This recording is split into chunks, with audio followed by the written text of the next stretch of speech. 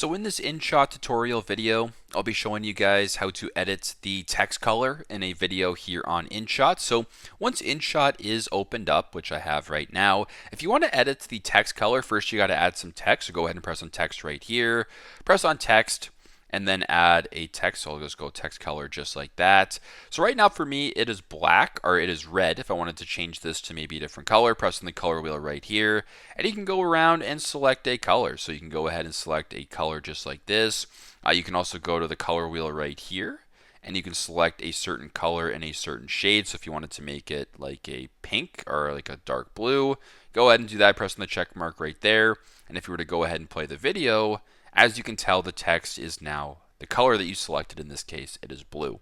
Very simple, very straightforward. That's how you guys can edit text color in a video here on InShot. Thanks again for watching, and I hope this video helps.